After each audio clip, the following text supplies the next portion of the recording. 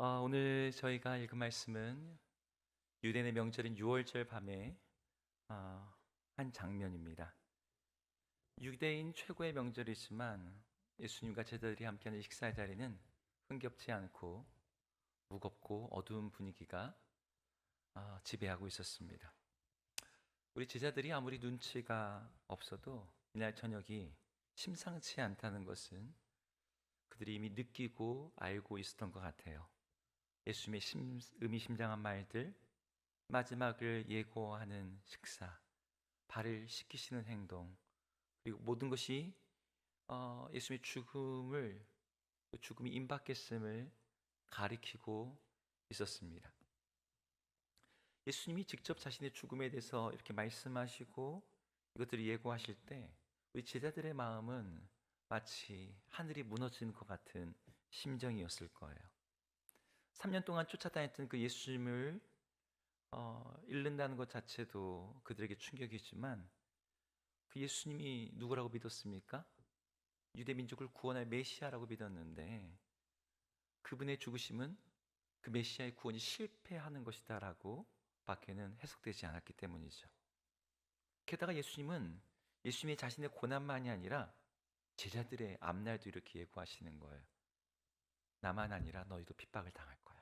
너희가 출교를 당할 것이고 심지어 죽임도 당하게 될 것이다. 그리고 그런 상황 속에서 예수님은 그 제자들을 떠나서 함께 하시지 않는다는 거죠. 여러분, 이런 예수님의 말씀이 제자들에게 어떻게 들려왔을까요? 제자들이 어떤 심정이었을까요? 제가 이 설교를 준비하는데 제가 중학교 3학년 여름방학이 떠올랐습니다. 제가 중학교 3학년 때가 1992년도였는데 그때 한국에 다미선교회라고 하는 시한부 종말론자들이 정말 한국 사회를 떠들썩하게 하던 때였습니다.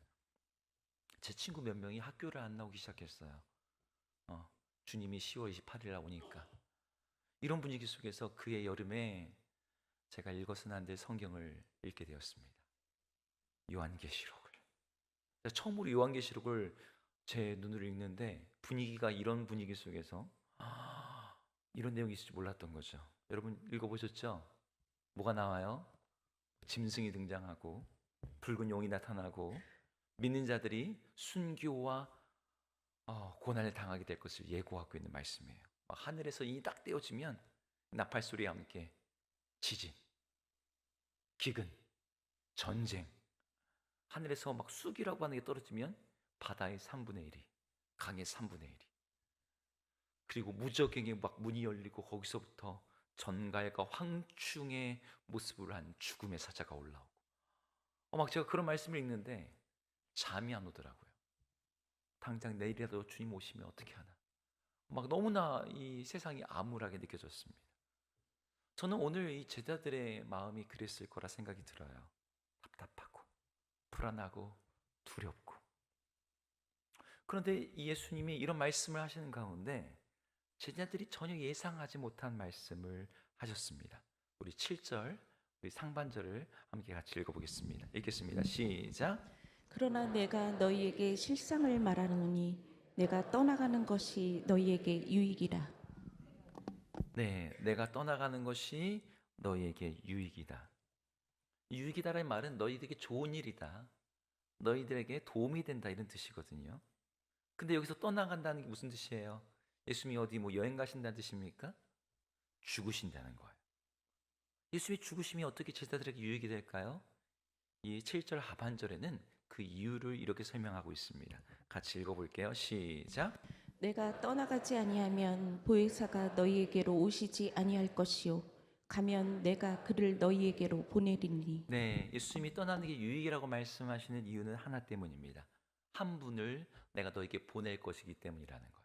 그분이 누구예요? 네, 보혜사.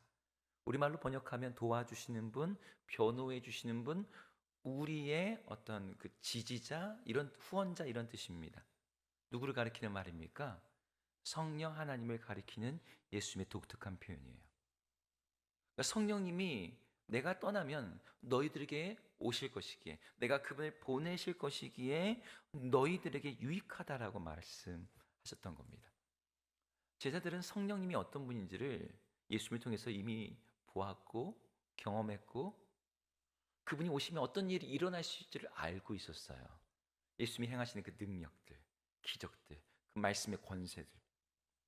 하지만 그럼에도 불구하고 예수님처럼 보이지도 않고 함께 먹고 마시는 인간적인 정도 나뉠 수 없는 분인데 예수님이 말로는 유익이라고 하시지만 제자들에게는 상실과 손해로만 느껴졌던 거죠.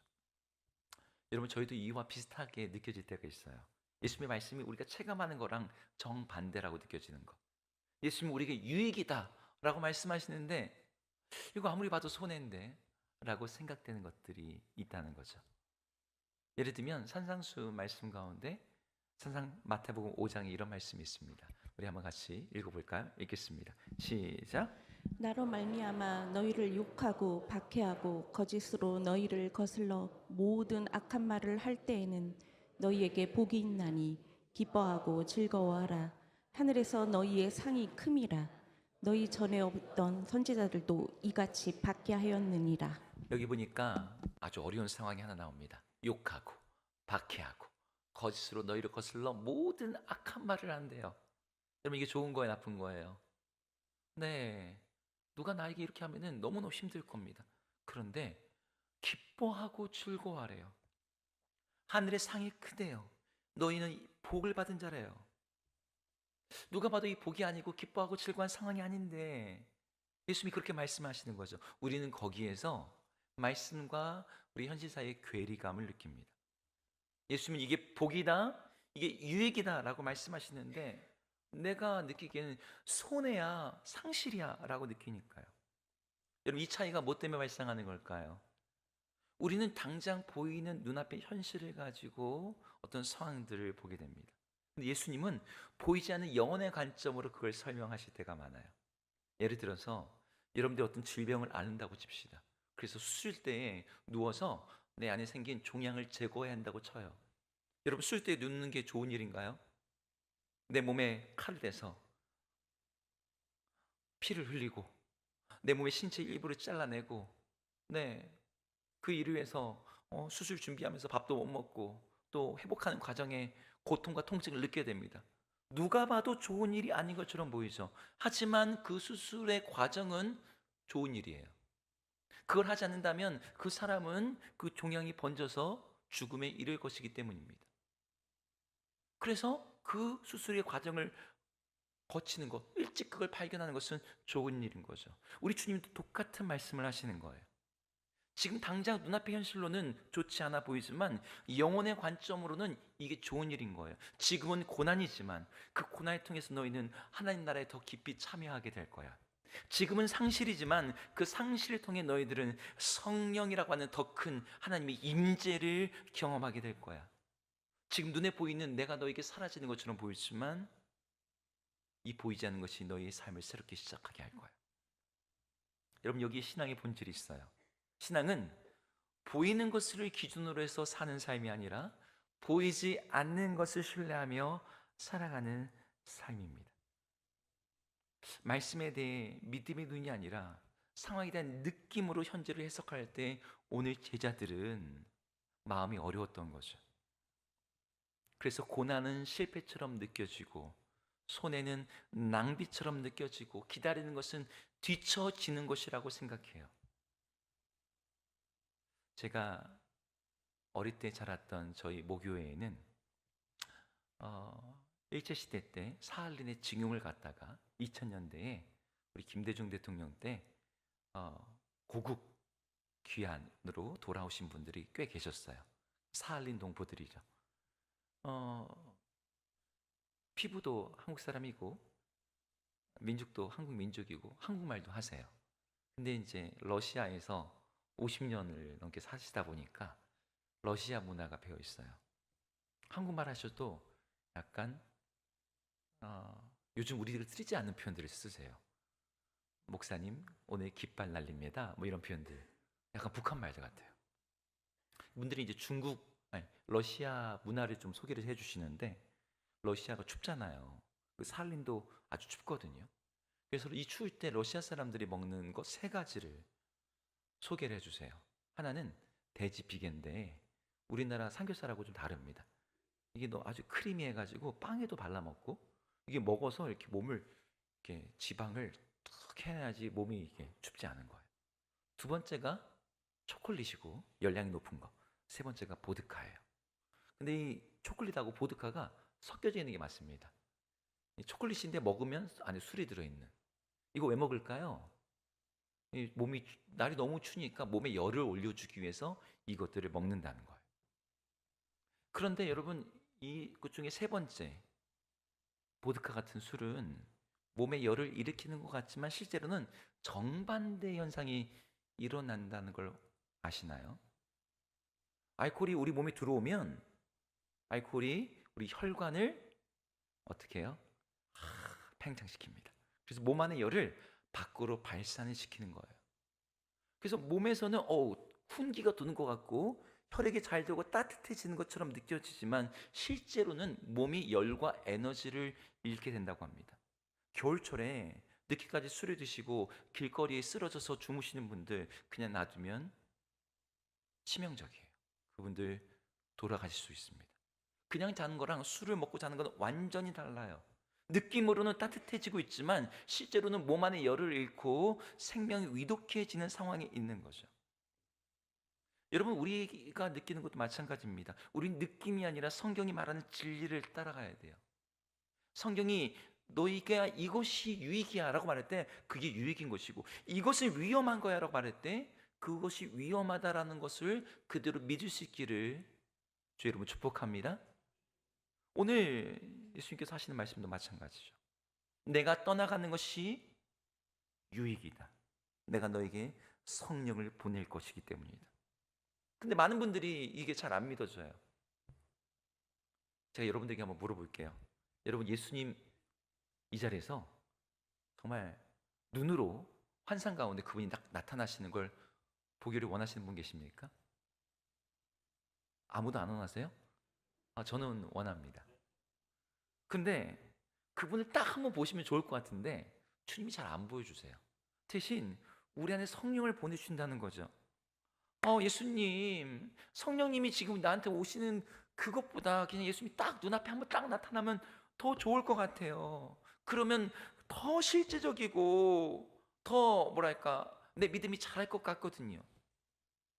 그게 우리 생각이란 말이죠. 내 느낌이에요. 하지만 예수님은 정반대로 말씀하세요. 아니, 내가 너희들 앞에 나 자신을 보여주는 그것보다 성령님이 너희들 안에 들어오시는 게 훨씬 더 유익하는 거야. 예수님이 왜 이렇게 말씀하실까요? 오늘 본문에는 그 성령께서 오실 때 일어나는 일 세 가지를 언급하고 있습니다. 첫 번째는 성령님이 책망하시는 분이기 때문에 우리에게 유익하다고 말해요. 우리 8절을 같이 읽어보겠습니다. 읽겠습니다. 8절 시작. 그가 와서 죄에 대하여 의에 대하여 심판에 대하여 세상을 책망하시리라. 여러분 이 구절이 사실 우리를 당황하게 하는 구절입니다. 예수님이 성령님이 오시면 너에게 유익이라고 말씀하시는데 그 성령님이 오셔서 뭘 하신대요? 책망을 하신대요. 아니 위로를 해주셔야지 유익이 되지. 격려를 해주셔야지 유익이 되지. 책망을 해주시는 게 뭐가 유익이에요? 책망하면 더 힘들어지지 않습니까? 근데 여기서 예수님이 뭘 책망하신대요? 세상을, 죄에 대해서 의에 대해서 심판에 대해서 세상을 책망하신대요. 그러니까 이 성령님의 책망의 대상의 1차적 대상은 세상입니다. 여기서 말하는 세상은 예수님 바깥에 있는 제자들 바깥에 있는 것들을 가리키기도 하지만 제자들 안에 들어와 있는 세상적 사고방식 또한 이 성령님의 책망의 대상이에요. 더 구체적으로 하면 성령님의 책망은 우리를 사로잡고 있는 잘못된 현실 해석을 무너뜨리신다는 거예요. 여러분 한번 생각을 해보세요. 제자들이 예수님이 떠나시는 것을 왜 두려워했습니까? 왜 예수님의 죽음을 실패라고 끝이라고 생각했습니까? 왜 그들 앞에 다가오는 핍박과 박해를 기뻐하고 즐거워하지 못하고 내 인생 망했다라고 생각하고 있었습니까? 그 이유는 세상의 기준으로 죄에 대해서 의에 대해서 심판에 대해서 판단하고 있었기 때문인 거죠. 세상은 이렇게 말해요. 힘 있는 자가 정의야. 살아남는 게 좋은 거야. 지금 이기는 게 승리야. 이 기준으로 보면은 예수님의 십자가는 패배이고 예수님의 죽음은 실패이고 제자들이 당하는 고난과 박해는 불행과 저주의 삶일 거예요. 근데 성령께서 오시면 이 모든 기준을 뒤집어 엎으신대요. 우선 9절에서는 죄의 기준을 바꾸신대요. 죄가 단순히 도덕적인 실패가 아니라 예수 그리스도를 거부하는 것이라는 것. 그러니 너희들이 핍박하는 저들이 지금 죄 가운데 있는 것이다. 의에 대해서도 성령께서 책망하신대요. 누가 옳은지에 대한 기준을 바꾸신다는 것이죠. 십자가에 달려 죽으시는 분, 십자가에 달린 자들은 저주를 당한 거니까 저분은 실패한 거야. 저 사람은 끝난 거야. 아니요, 하나님께서 그를 들어 올리셔서 하나님의 보좌 우편에 앉히심으로 무엇이 의로운 것이고 무엇이 옳은 것인지를 드러내신대요. 그리고 11절에서는 심판에 대해서도 반전을 일으키시는데, 얘들아, 세상의 종교 지도자들이, 권력자들이, 세상의 임금들이 너를 심판하는 것 같지? 아니, 심판당하는 쪽은 저들이다. 성령이 오셔서 이 모든 생각을 완전히 바꿔놓으신다는 거죠. 이게 성령께서 하시는 책망입니다. 우리 상황이 안 바뀌어요. 여전히 핍박이 있고 어려움이 있어요. 그런데 더 중요한 게 바뀝니다. 이 현실을 해석하는 기준이 바뀌어요. 내가 지는 것 같은데 실제로 이기고 있고, 세상이 간 것 같은데 그것이 이미 무너진 권세라고 말씀하고 있는 거죠. 성령의 책망은 우리를 정죄하기 위해서 주어지는 것이 아니라 우리를 자유하게 하기 위해서 주어집니다. 잘못된 기준에서, 거짓된 해석에서, 왜곡된 두려움에서 우리를 해방시키기 위해서 성령님이 역사하신다는 거죠. 이런 성령의 책망하심을 통해 여러분들 유익을 누리시기를 축복합니다. 성령이 오심이 유익이 되는 두 번째 이유, 성령님께서 인도하시는 분이라고 말하고 있습니다. 우리 13절을 같이 읽어보겠습니다. 13절 시작. 그러나 진리의 성령이 오시면 그가 너희를 모든 진리 가운데로 인도하시리니. 네, 여러분, 이 구절도 사실은 제자들은 잘 이해가 안 됐어요. 왜냐하면 예수님이 그들을 이미 인도하고 계셨거든요. 예수님이 갈릴리 바다도 이방인의 땅에도 예수님과 함께 다녔어요. 하지만 제자들은 이 예수님의 동선을 제대로 이해하지 못했습니다. 여러분, 지금 예루살렘에 올라왔잖아요. 제자들이 예루살렘에 올라올 때 우리 예수님 드디어 왕이 되시려나 보자, 그러면서 올라오는 길에 좌우편에 자기들이 앉겠다고 다투고 싸웠습니다. 예수님의 인도함을 받긴 받았지만 그들의 내면이, 그들의 심령이 온전한 인도함을 받지 못했어요. 근데 오늘 13절에서 뭐라고 얘기합니까? 13절 다시 한번 읽어볼게요. 같이 읽겠습니다. 13절 시작. 그러나 진리의 성령이 오시면 그가 너희를 모든 진리 가운데로 인도하시리니. 네, 인도하시는데 어디로 인도하신대요? 네, 모든 진리 가운데로 인도하신대요. 제자들은 예수님을 따라다니면서도 십자가의 의미를 알지 못했어요. 왜 고난을 당하시는지, 왜 죽으셔야 하는지. 하지만 성령이 오시고 난 다음에 달라졌습니다. 십자가를 부끄러워하던 사람들이 십자가를 자랑하기 시작했고, 세상 앞에 담대히 증언하기 시작했고, 기꺼이 주님을 따라가는 그 성령의 인도하심을 그들이 받기 시작했습니다. 여러분, 신앙이 성숙해진다는 것은 우리의 문제가 사라지는 것이 아니라 문제 속에서 하나님의 뜻을 분별하면서 기꺼이 주님의 인도함을 받아서 살아가는 삶을 가리킵니다. 이 성령의 인도하심을 받는 여러분 모두가 되기를 축복합니다. 오늘 그 일을 하신다는 거죠. 마지막 성령의 오심이 유익이 되는 세 번째 이유는 성령님이 알려주시는 분이기 때문이에요. 13절 우리 후반절을 같이 읽어보겠습니다. 읽습니다. 시작. 그가 스스로 말하지 아니하고 오직 들은 것을 말하며 장래일을 너희에게 알리시리라. 네, 성령께서 오시면 장래일을 알리신대요. 장래일을 알리신다 뒤에 보면은 14절에 그리고 15절에 계속해서 알려주신다는 표현이 나와요. 여러분, 이 말을 반복하고 있는 것은 성령이 오신 유익 중에 가장 큰 부분이 이 구절이기 때문입니다. 오늘 제자들이 힘들어하는 이유가 고난 자체 때문이 아니었습니다. 모르기 때문이에요. 왜 이런 일이 일어나는지, 하나님이 무엇을 하시는지, 이게 끝이 무엇인지 무지함이 그들을 두렵게 만들었어요. 사실 오늘 본문에서 종교 지도자들이 예수님을 못 받고 예수님을 믿는 제자들이 박해하고 자신들이 하는 일을 옳다라고 생각했던 이유가 무엇이냐? 오늘 3절에 이렇게 말합니다. 그들이 이런 일을 할 것은 아버지와 나를 알지 못함이라. 알지 못하기 때문이래요. 그렇기 때문에 죄를 짓고 죄를 합리화하고 있대요. 어둠 속에 있으면서도 빛이라고 생각하고 있다는 거죠. 근데 성령께서 오시면 제자들 가운데서 다른 일이 일어난대요. 그리스도가 누군지를 알게 하신대요. 여러분, 그리스도가 누군지를 알게 하면 우리 가운데 어떤 일이 일어날까요? 고난을 바라보는 관점이 바뀔까요? 물론 그 일도 일어나겠죠. 하지만 궁극적으로 성령께서 우리로 그리스도가 누구신지를 알게 함으로 일어나는 가장 큰 축복은 요한복음 17장 3절에서 이렇게 말합니다. 바로 다음 장이거든요. 같이 읽겠습니다. 읽을게요. 17장 3절입니다. 같이 읽습니다. 시작. 영생은 곧 유일하신 참 하나님과 그가 보내신 자 예수 그리스도를 아는 것이니라. 아멘. 네. 영생은 예수 그리스도를 아는 것이라고 말합니다. 그리스도를 알게 하시는 분이 성령이신데 그분을 알게 되면 어떤 일이 있대요? 우리 안에 영생이 주어진대요. 여러분, 제자들이 성령이 오신 이후에 완전히 달라지는 거 여러분 아실 겁니다. 같은 세상, 같은 핍박, 같은 위협 속에 있었어요. 두려움 속에 숨어 있었습니다. 죽음을 피했던 사람들입니다. 그런데 그들이 담대하게 복음을 전하여 오히려 자신의 목숨을 내어놓습니다. 그 일이 어떻게 가능했어요? 예수 그리스도를 아는 거기에 있는 영생 때문이었습니다. 그 생명의 풍성함, 그 누구도 빼앗아 갈 수 없는 그 부활의 생명이 우리 예수님에게 있다는 것을 그들이 알았기 때문인 거죠. 오늘 이 예배 자리에 오신 분들 중에 오늘 제자들 같은 심정으로 오신 분들이 혹시 계실지 모르겠습니다. 마음이 근심, 슬픔, 두려움, 답답함, 어려움. 여러분, 그런 마음으로 이 예배 자리에 나왔을 때 오늘 예수님이 이 말씀을 여러분들에게 하십니다. 성령이 오시면, 그분이 너희를 채우시면 너희를 모든 진리 가운데로 인도하실 것이고 장래를 알리실 것이며 나의 영광을 나타낼 것이다. 여러분, 이 장래를 알리신다는 것은 그냥 앞으로 어떤 일이 일어날 것이다, 뭐 이 미래를 예언하는 이런 뜻이 아니라 하나님 나라가 어떻게 이루어질지 하나님의 관점과 시각으로 보게 된다는 거예요.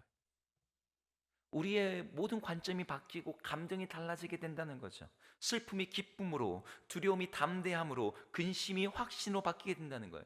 오늘 22절에서 이렇게 말하는데요. 22절 같이 읽겠습니다. 시작. 지금은 너희가 근심하라. 내가 다시 너희를 보이니 너희 마음이 기쁠 것이요 너희 기쁨을 빼앗을 자가 없으리라. 네. 근심하지만 너희가 기쁠 것이요 기쁨을 빼앗을 자가 없게 될 거라고 오늘 주님이 약속하시는 거예요. 제가 예전에, 지금도 그렇지만 오디션 프로그램이나 이런 것들을 보면 되게 좋아하거든요. 근데 한때 정말 좋아했던 오디션 프로그램이 있는데 이 노래 부르는 프로그램이었어요. 근데 이 유명한 연예 기획사 프로듀서들이 심사위원입니다. 그러면 예선을 거쳐서 본선까지 올라온 수많은 이 가수 지망생들이 그 앞에 노래를 부르는데 여러분 얼마나 떨릴까요? 정말 연습하고 또 연습했지만 오늘 내가 통과할 수 있을까? 근데 이제 한 이 여성 참가자가 딱 나와서 있는데 살짝 발이 동동 구르고 여기 있으니까 심사위원이 물어봤어요. 많이 떨려요? 그런데 이 참가자가 이렇게 말하는 거예요. 아니요, 설렙니다. 말이 비슷하잖아요. 떨려요, 설레요. 그리고 겉으로 드러나는 모습도 비슷한 것 같아요. 떨리는 것이나 설레는 거나 똑같은 긴장감이 있죠. 근데 완전히 달라요. 성령 하나님께서 우리 가운데 오실 때 우리의 긴장감이 사라지지 않을 수 있습니다. 우리의 상황도 그대로예요. 하지만 그 긴장감의 성격이 바뀌는 거죠. 떨림이 설렘으로, 불안이 기대감으로, 근심이 기쁨으로. 어떻게 그런 일이 일어납니까? 성령이 오심으로 말미암아 세상을 보는 시각을 성령께서 바꿔 놓으시거든요. 우리 안에 들어있는 세상을 깨트려 버리시거든요. 그래서 성령이 우리를 모든 진리로 이끄심으로 말미암아 지금의 상황을 기뻐하고 즐거워할 수 있게 만드시는 분이 우리 성령님의 오심이기 때문입니다. 오늘 예수님의 떠나심은 제자들에게서 무언가를 빼앗는 사건이 아니었습니다. 그들 안에 성령으로 채우시기 위한 하나님의 깊은 사랑의 방식이었어요. 여러분의 인생에서 여러분들이 느끼는 상실감, 내가 이것을 빼앗겼다고 느끼는 것들이 있습니까? 난 나의 젊음을 빼앗겼어. 난 나의 건강을 빼앗겼어. 난 나의 사랑하는 사람을 잃었어. 내 삶의 의미를 잃어버렸어. 그것 때문에 여러분들이 두려워하고 힘들어하고 낙심할 수 있습니다. 근데 오늘 예수님은 그게 그거로 끝나지 않는다고 말씀하시는 거예요. 오히려 그것이 너에게 유익이다. 여러분, 그게 우리에게 어떻게 유익이 될지 우리는 다 이해가 되지 않습니다. 아, 성령님이 오시는 것보다 예수님이 그냥 같이 있는 게 더 나을 것 같은데. 근데 성령께서 오시면 그 모든 것들이 역전된다는 거예요. 영성학자들, 기독교 영성학자들이 하는 이야기가 하나 있습니다. 여러분, 사도행전 1장 8절 여러분 잘 아실 거예요. 오직 성령이 너에게 임하시면 너희가 권능을 받고 예루살렘과 유대와 사마리아와 땅까지 이르러 내 증인이 되리라. 여러분, 이 말씀을 근거로 영성학자들이 하는 이야기가 우리 신앙의 여정 가운데는 권능의 단계라고 불리는 시기가 있다는 거예요. 권능. 성령께서 임하심으로 말미암아 담대해지고 하나님의 증인이 되고 그의 삶 속에 기적이 나타나고 하나님의 능력이 펼쳐지는 그런 신앙의 단계, 권능의 단계. 근데 이 권능의 단계 직전에 모든 이들이 통과하게 되는 또 다른 단계가 있습니다. 그 단계를 영성학자들은 뭐라고 표현하냐면 무능의 단계라고 말해요. 주님이 안 계신 것 같고 기도에도 응답이 없는 것 같고 앞이 보이지 않는 것 같고 우리 주님이 죽은 것 같고 그래서 두려움과 상실과 근심 가운데 머무는 것 같은 시간.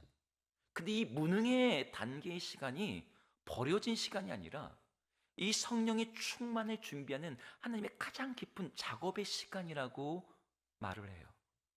왜 그러냐? 내 힘이 무너지고 내 확신이 깨어지고 내 안에 있는 세상이 성령이 책망하신 가운데서 완전히 뒤집어지는 거죠. 그래서 내가 붙잡고 있던 것들이 내려놓아지는 거예요. 그때 우리 하나님께서 우리 가운데 자신으로 우리를 채워주심으로 말미암아 우리가 비로소 이 권능의 단계로 들어가게 된다. 그러니까 무능의 단계가 필요 없는 게 아니라 권능의 단계로 가기 위한 필수적인 통로인 거죠. 예수님의 떠나신 이후에 제자들의 삶에 이 진정한 채우심이 시작되었던 것처럼 여러분 우리들의 삶 가운데도 바로 그러한 방식의 하나님의 일하심이 동일하게 일어납니다. 지금 우리 가운데 느껴지는 상실, 우리의 근심, 우리의 흔들림, 여러분 그것이 끝이 아니고 실패가 아니라 하나님이 여러분들을 더 깊은 자리로 이끄시는 과정일 수가 있어요. 그러니 지금 느끼시는 상실 때문에 하나님과 멀어졌다라고 생각하지 마세요. 내 삶이 텅 비어졌다고 그것 때문에 여러분 슬퍼하지 마십시오. 바로 그 순간이 이제 하나님이 채우고자 하시는 바로 그 직전이에요. 예수님이 떠나심 이후에 성령의 채우심이 시작됐던 것처럼 오늘 이후에 우리 하나님의 채우심을 기대하시면서 두려움이 아니라 떨림이 아니라 설렘과 기대감으로 우리 주님 앞에 서시는 우리 모든 주의 백성 되기를 주의 이름으로 축복합니다.